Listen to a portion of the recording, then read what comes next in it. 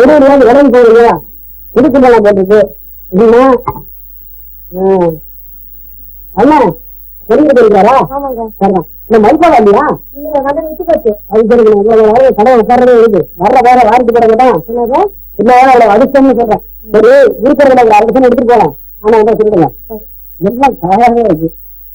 இப்ப தெரியுதுதான் என்ன மல்கா வாங்குறாப்புல இருக்க? இல்ல இல்ல பிள்ளைங்களுக்கு அதான் அந்த சந்திர பட்டணத்துல இருந்து வேற மாமலை கொண்டாந்து இருக்காரு. இப்ப கட்டிக்கிட்டு வந்திருக்கிற பத்தினி பொண்ணுக்கு மாமலம்னா ரொம்ப பிரியமா. ஆமா அவங்களை என்ன பண்ணுவா? என்ன பண்ணுவா? கன்னியாமரத்துக்கு அனுப்புவா இல்லாட்ட கண்ணு மேல வச்சு அழகு பாப்பா. என்ன என்னக்கா எங்களுக்கெல்லாம் புரிசம் இல்லையா? இல்ல அவங்க எல்லாம் ஆம்பளவானா உங்களை இப்படி தெருவில் அனுப்பிச்சுக்கிட்டு அவங்க வீட்டுல என்ன செய்யறாங்க? இல்ல ஐயாவுக்கு நாட்டு நீளது வெட்டா இருக்க. ஆமா நீங்க அறுப்பீங்க நாங்க போயிடுவோம். ஏன் சும்மா எங்க பொண்ணுங்களுக்கு மாப்பிள்ள கிடைக்கலன்னா எக்ஸிபிஷன்ல கொண்டு போய் வைங்க. இதுக்காக வீட்டுக்கு வந்து எத்தனை என்ன சொல்லாதீங்க. அப்புறம் மரியாதை விட்டு போகும். பாருக்கா ஐயாவுக்கு ஒரு கோவத்தை குப்பையில கடந்த குண்டு மணிய கட்டில எடுத்து கொண்டு வந்திருக்கா. அவங்க வேலைக்கார சொடலுக்குள்ள வளராரு. இனிமேல விளரதில்லை கடிப்பேன் வராண்டுவேன். சொந்த விஷயத்தை விட்டுக்கிட்டு ஊர் விஷயத்தை பேசுறீங்களே உங்க வாயை கிழிப்பேன். சும்மா இருந்தா நான் சொடல எந்திரிச்சேன் எடுப்பேன் உங்க குரலை.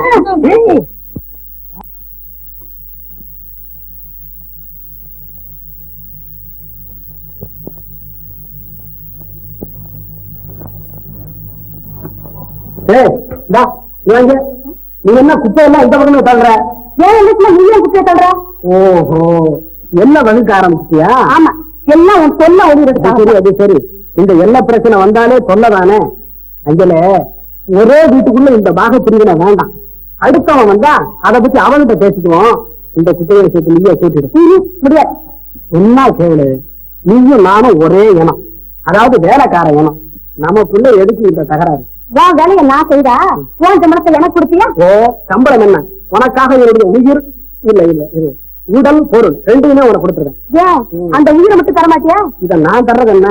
நீயா தான் எடுத்துக்கீங்க. நான் என்ன யமனா உன் உயிரை எடுக்கிறதுக்கு? நீ யமன் இல்ல உமன்.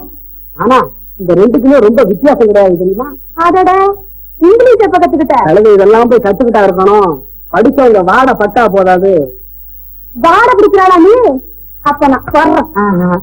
அஞ்சல அஞ்சல அஞ்சல இதையா கலாட்டா பண்ணியா காதலுக்கு சொல்றேன்? ஐயா இது கலாட்டா காதல் இல்ல அஞ்சல, கன்றாவி காதல். அதாவது கண்ணும் கண்ணும் ராவி ராவி காதல் பண்றது. இந்த பாரு எனக்கு உன் மேல காதல் இல்ல. காதல் இல்லாம கல்யாணம் பண்ணிக்கிறதும் தப்பு. அப்ப கல்யாணத்தை பண்ணிக்கிட்டு அந்த இடத்த நீ ரொப்பு. எல்லாம் தலைகளையா மாறி போயிடுச்சு. அவரும் அதைத்தான் சொல்லிக்கிட்டே வர்றாரு. நம்ம விவகாரத்தை எதிர்த்தே சொல்லி தீர்த்துக்குவோம். என்ன கணக்கா? ஆமா ஐயா நான் கணக்கு பண்றேன். அது சரியா வரமாட்டேங்குது. பெருக்கலா கூட்டலா? பெருக்கல்லதான் ஆரம்பிச்சது. இப்ப நான் கூட்டல்ல நிக்கிறேன். அவனோட கழுத்தே நிக்கிறான். புரியலையப்பா? ஐயா ஐயா சரி தெளிவா சொல்றேன் ஐயா. காதல் கல்யாணம் நல்லதா இல்ல கல்யாணம் காதல் நல்லதா? என்ன கேட்டா மொத்தத்துல கல்யாணமே நல்லதில்லை. அவர் வயசுக்கு அவர் சொல்றது சரி. ஆனா நான் இளைஞன் நீ இளைஞன். நவார் அஞ்சல உன்னை கடைசி தடவையா கேட்கிறேன். எஸ்பா நோவா? நோவு எனக்கே வருது. அப்போ எஸ்பா என்னது என்ன சிரிக்கிற? இல்ல உன்னப்பா பாவமா இருக்கு. இறக்க விட்டுட்டுதா? அப்ப இனிமே எல்லாமே வந்துடும். அஞ்சல பரப்பு எப்படி இருக்காளோ அவங்க எப்படி வச்சிருக்காங்களோ பொல்லாத போகுது. அந்த கவலை உனக்கு வேண்டாம். நம்ம சரக்கு போய் நுழைக்கணும். அந்த ஊர்ல இருக்கிறவங்க பொறாமையால செத்திருக்க மாட்டாங்களா? மாப்பிள்ளை சந்திரவை பாத்தீங்கள அவருக்கு முகரையே காரணம் இறங்கிருக்கு. சந்திரலிங்க முதலியாரு அவங்க மாமா சம்பந்தம் கிடையாது. எல்லாருமே ரொம்ப நல்லவங்க. நல்ல மனிதர்கள் அபூர்வம். என் தாயார் அடிக்கடி சொல்வார் எல்லா வகையிலும் நான் கொடுத்து வைத்தவர் இல்லை என்றார். நீங்கள் எனக்கு கிடைத்திருப்பீர்களா? கிடைக்காமல் கிடைத்து விட்டேன் என்பதற்காகத்தான் என்னை ஒரு கணவனாகவே நடத்த மாட்டேன் என்கிறாய. அருகில் உட்கார சொன்னால் எட்டி உட்காருகிறாய். அடிக்கடி வேலைக்காரி போலவே நடந்து கொள்கிறாய். நான் என்ன உனக்கு முதலாளியா? ஆம், நீங்கள் எனக்கு முதலாளி, நான் வேலைக்காரி. கணவனுக்கு மனைவி என்பதை காட்டிலும் இப்போ உனக்கும் உரிமை உண்டு. உரிமைக்காக போதை காட்டிலும் உரிமைத்தனத்திலே நிம்மதி இருக்கிறது. இது கோழைத்தனம் இல்லையா? ஒரு இருவருமே வீரர்களாக இருக்கக்கூடாது. அப்படியானால் நம் வீட்டில் நான் வீரன் என்கிறாயா? இல்லை என்றால் என்னடாது வாங்கள் உட்காருங்கள். என்னடாது அவருக்கு 3 சம்சாரங்கள், 7 பசங்கள், 11 பேரன்கள். அதனால வாங்கன்னு சொன்னாங்க. சர்தாங்கள்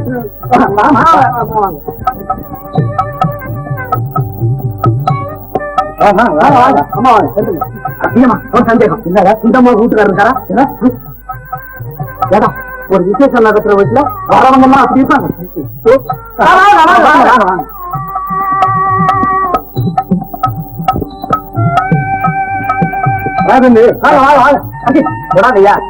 ஆமா, வாங்கின கடனை கொடுக்காம எங்கேயா சுத்திட்டு இருக்கிற நீ? போய் உட்காந்து நீ உட்காந்து தொலை. வந்துட்டானுங்க பெரிய மனுஷன் மாதிரி. இது கடை வசூல் பண்ற இடம் மாட்டாது. நீ உத வாங்க பாருங்க. ஆமா ஆமா, கொடுத்த கடனை கேட்டாலே உத வாங்க வேண்டியதுதான். ஏன்னா கொடுக்கறது கடை, வாங்குறது உத பாருங்க. சும்மா வாங்க வாங்க வாங்க வாங்க வாங்க வாங்க வாங்க வாங்க. என்ன ரொம்ப நாள் நடந்து போச்சு. என்னமா மன்னிக்கலாம் மன்னிக்கலாம். இந்த போங்க நீங்க போட்டு அதோ இப்படி நேரா பைப்படிக்கு போயிட்டு அப்படி போய் உட்காந்து அப்படி துண்டு கிழங்க கொடுப்பா.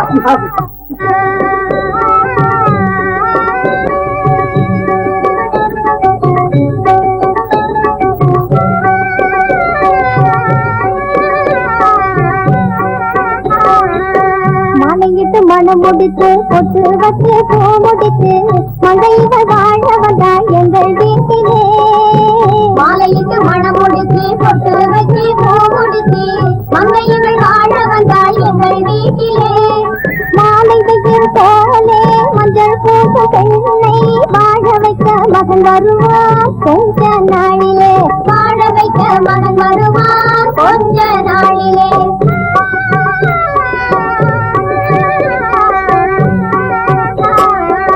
மாலையிட்டு மனம் முடித்து பொட்டு வச்சு பூ முடித்து மங்கைகள் வாழ வந்தாள் எங்கள் வீட்டிலே. தந்தன தந்தா தானத்தையா தந்தன தந்தா தானா.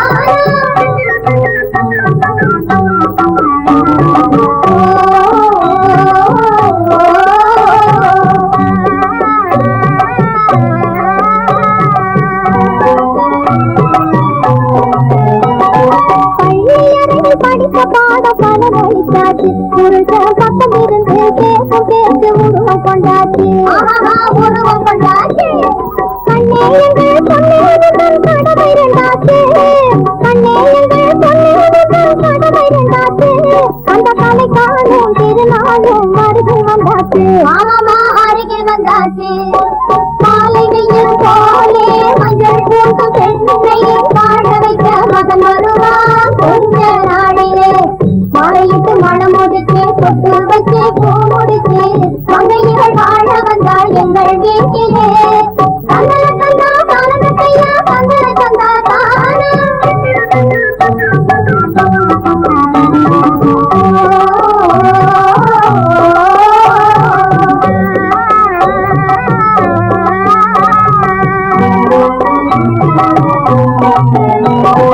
சொந்தங்களின் மனசு கேட்கு கணவனின் சொந்தம். இன்னும் கொஞ்ச நாளில் பாதி மனசு குழந்தையின் சொந்தம்.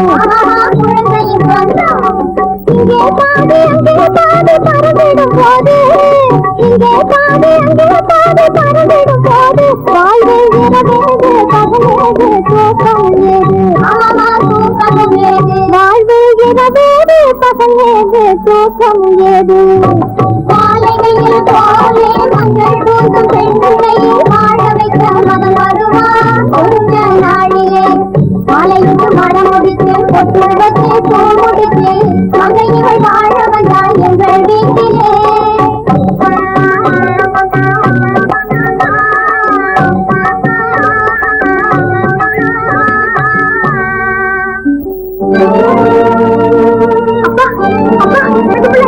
என்னம்மா ஏமா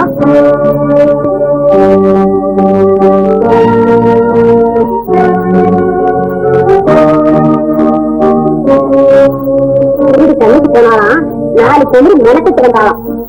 இதுக்கு நான் தான் வளையல் எடுத்து வரீங்களா? வளையல்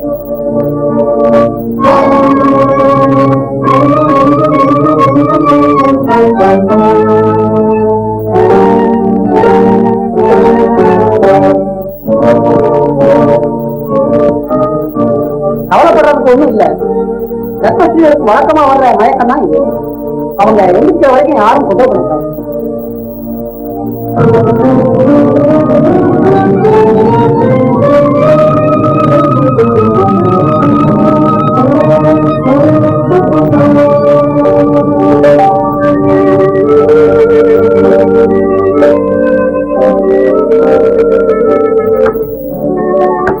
இந்த படத்துக்கு யாரும் தெரியுமா?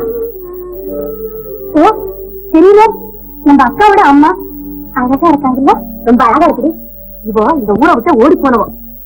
ஓடி போனவங்களா? ஏன்னா இவன் புருஷன் ஜெயிலுக்கு போயிட்டான். இவன் போனதுக்கு அப்புறம் இவன் கர்ப்பம் ஆயிட்டான். நாய் துரத்துற மாதிரி இவள ஜனங்க ஊரை விட்ட தோப்பிட்டாங்க. அம்மா நம்ம குடும்பம் இல்ல, கௌரவம் இல்ல, கட்டுக்கட்ட மகளை கட்டிக்கிட்டு வந்து கர்ப்பாரம் நடத்துறான். நீயும் அவன் கூட சேர்ந்துக்கிட்டு கொட்டு மரம் பண்ற. அம்மா செத்தவளா இருந்தா என்ன, அக்கா எவ்வளவு நல்லவளா இருக்கா. எல்லாம் நடிக்கிறாடி நடிக்கிறா. உய்யார கொண்டையான் தாழம்பூ உள்ள இருக்குமா இருக்கணும். இதெல்லாம் ஊருக்கு தெரிஞ்சா எவ்வளவு கேவலம். நம்ம சொன்னா தானமா ஊருக்கு தெரிய போகுது. நீ வாய முடிக்கிட்டு பேசாம இருக்கிறதுனால ஒரு நிமிஷம் கூட சும்மா இருக்க முடியாது. உன்னை ஏமாத்திட்டு என்னை ஏமாத்தி கண்ணை கட்டிட்டு வீட்டுக்கு வந்து போட்டுட்டான். அவள் என்ன ஆச்சரியம் பண்றான் பாரு. அம்மா என்னை கோவப்பட வைக்காது. பத்தினி பெண்ணீர் குற்றத்தை சுமத்தி பாவத்தை தேடிக்கொள்ளாது. சரியோ தவறு, வீட்டுக்கு மருமகள் என்று வந்து விளக்கேற்றி வைத்த தாயவன் வாயும் வயிறுமா இருக்கும்போது இந்த வம்பை எடுத்து விடாது. போகுது போகுது போட்டுக்கிட்டு இருந்தேன். அம்மா என்ன மறந்து கரசோக்காலே உன் மகள் என்று என்னை பார்த்து அந்த தலைநகை திருச்சி எனக்கேட்டி மகனாக போறா. நான் சுத்தமா பிறந்தவ சத்தியமா வாழ்றவோ. அம்மா உன் காலில் விடுகிறேன். என் சகோதரை பற்றி 4 பேர் பேசும்படியாக வைத்து விடாது. நம்மை தவிர வேறு கதி இல்லை அவளுக்கு. கொண்டவர்கள் நாயே என்றால் வந்தவர்கள் பேயே என்பார்கள். அம்மா யாரிடமும் சொல்லாது. மகடா அம்மா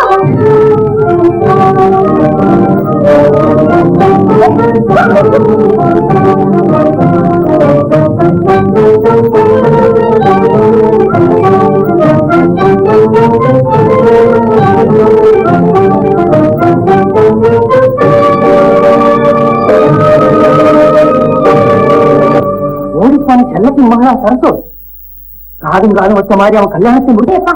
இதெல்லாம் நமக்கு தெரியாதுன்னு அவ செய்த அட்டகாசமும் படுத்துற பாடும். அப்பா பாப்பா அம்மா ஓடி போனவளா இருந்தா என்ன கொஞ்சம் நல்லதானே. தலையில இருக்கிற சந்தாட்டை மாறுல எடுத்து கூட்டிக்க முடியாத நீ ஏன் இப்படி எல்லாம் பண்ற? இந்த குடும்பத்தை கெடுக்கிறதுல உனக்கு என்ன ஆசை? நீ சுமார் ஊர்ல 4 பெரிய மனுஷங்கள்ட்ட பேச போறது நீயா நானா? வயப்படுத்தப்பட்டவங்க ஊர்ல எவ்வளவு பேர் இருக்காங்க. வருவாயம் பண்றவனுக்கு ஒரு குடி அவள் கட்ட மாதிரி ஆயிடல. அலங்காரி, இத பத்தி நீ எதுவும் பேசிக்காத. எல்லாம் நான் கவனிச்சுக்கிறேன். ஊர்ல தெரிஞ்சா நமக்கு தான் அவமானம். ஒண்ணும் இல்ல, போட்டோ.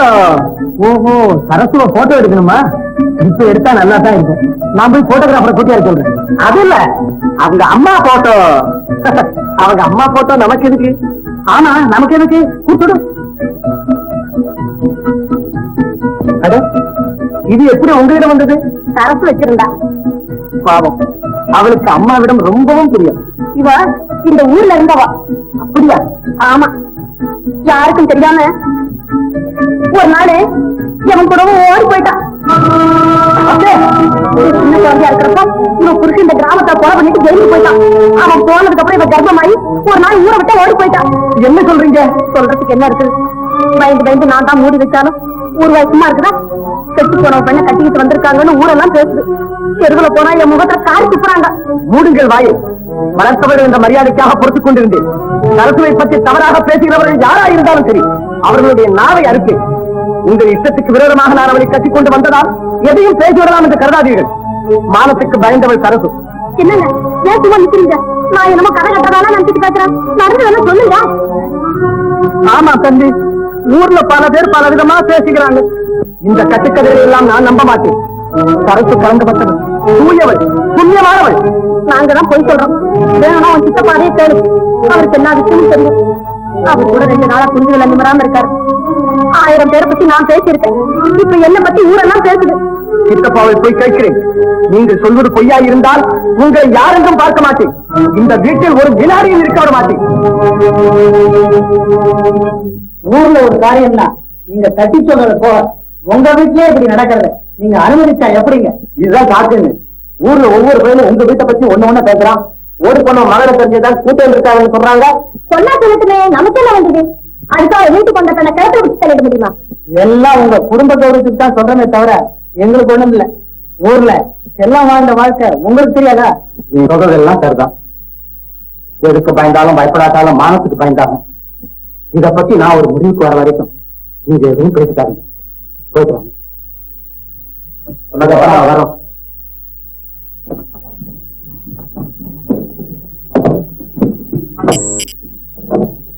சித்தப்பா, எல்லாம் முடிந்து விட்டது.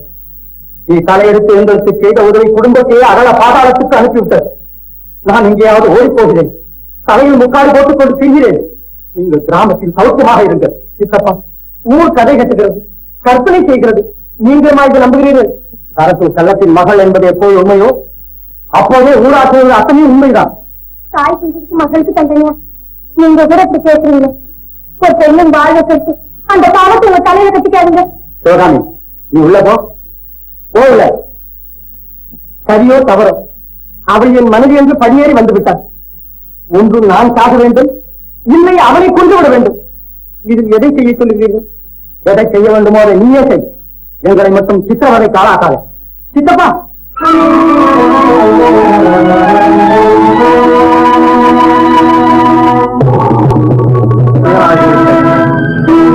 நெருப்பாகிவிட்டது, கண்களில் குணமாகிவிட்டார், கண்ணீர் நதியாகிவிட்டது, ஓய்ந்துவிட்டது காதல் வாழ், உலர்ந்து விட்டது இன்ப பூமி, சாய்ந்து விட்டது அன்பு மனம், சரிந்து விட்டது குடும்ப மனை. அப்பாவி மனிதனே, எங்கே உன் குல கௌரவம்? எங்கே உன் மான மரியாதை?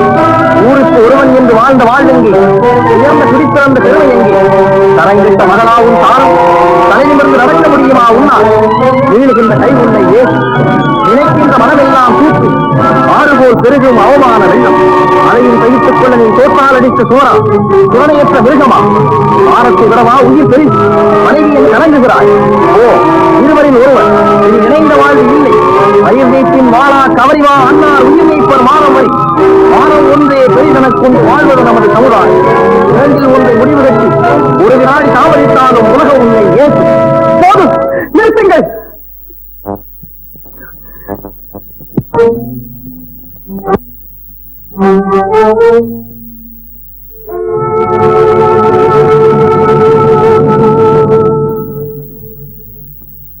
உடம்பு ஏன் இப்படி கொதிக்கிறது? உள்ளே பற்றிவிட்ட நெருப்பு உடம்பையும் எரிக்கிறது. முகம் ஏன் ஏற்றிருக்கிறது? அவமானத்தை கழுவ மாட்டாமல் கண்ணீர் வியர்வையாக வருகிறது. கொஞ்சம் புரியும்படி சொல்லுங்களேன். உனக்கு புரியாததா எனக்கு புரிந்திருக்க போகிறது? அடுத்தவர் வீட்டில் அடைக்கல பொருளாக இருந்த உனக்கு நான் கை கொடுத்தேன். நாமும் மனம் முடித்து வாழ்வோமா என்றிருந்த உனக்கு நான் வாழ்வளித்தேன். பல ரகசியங்களை உள்ளடக்கிக் கொண்டு என் படியேறி வருவாய் என்று நான் கனவிலும் கருதியதில்லை. ரகசியங்களா? என்னிடமா? நான் உங்கள் சரக்கு. என் சரக்கு அவளா என்னிடம் உண்டார்? மறைக்கப்பட்ட உண்மை என்ன என்பதை சொல்லுங்கள். சரியா தவறா என்பதை உள்ளது உள்ளபடி சொல்லுகிறேன். உன் தாயின் பூர்வீகம் என்ன?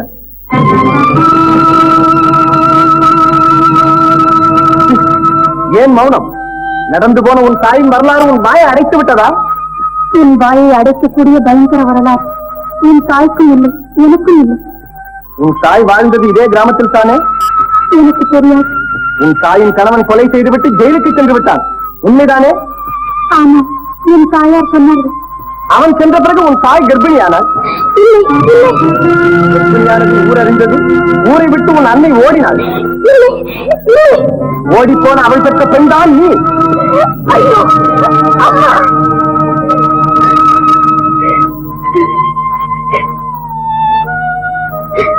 களங்கம் சுமத்தாதீர்கள். நாங்கள் உணவில்லாமல் கிடந்திருக்கிறோம், மாற்று உடை இல்லாமல் தவித்திருக்கிறோம், காலம் இல்லாமல் வாழ்ந்ததில்லை. எங்கள் மானத்தின் மீது மாசுபடுவதில்லை.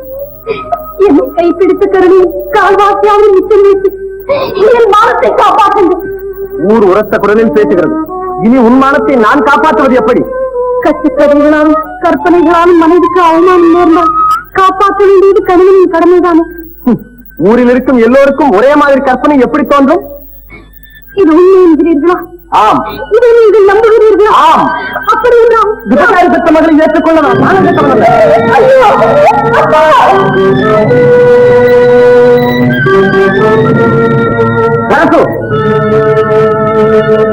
உன் கண்ணீரையும் கதலையும் கண்டு இழகக்கூடிய நிலையில் நான் இல்லை. அதனையும் பிடிக்காதே.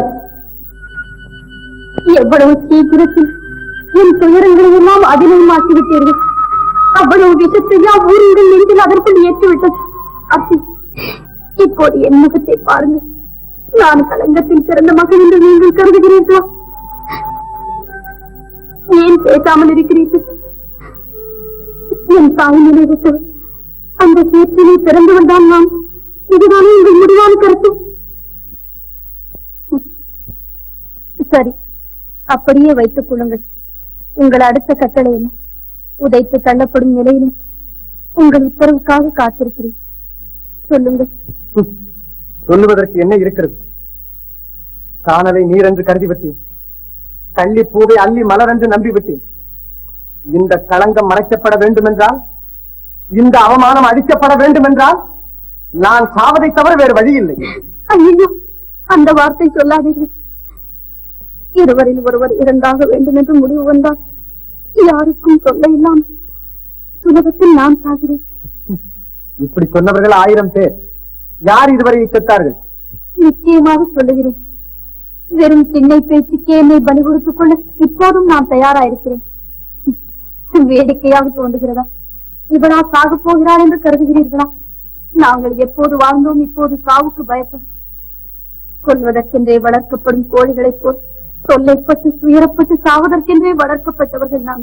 இரவு 12 மணிக்கு நான் இறந்து விடுவேன். காலையில் என் உடலை நீங்களே கொளுத்து விடுங்கள்.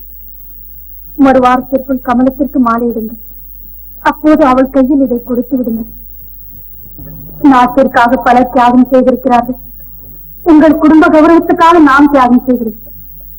இதில் சஞ்சலப்படுவதற்கு என்ன இருக்கிறது?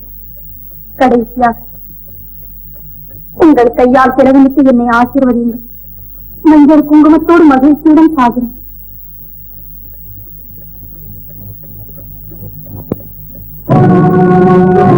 Thank you.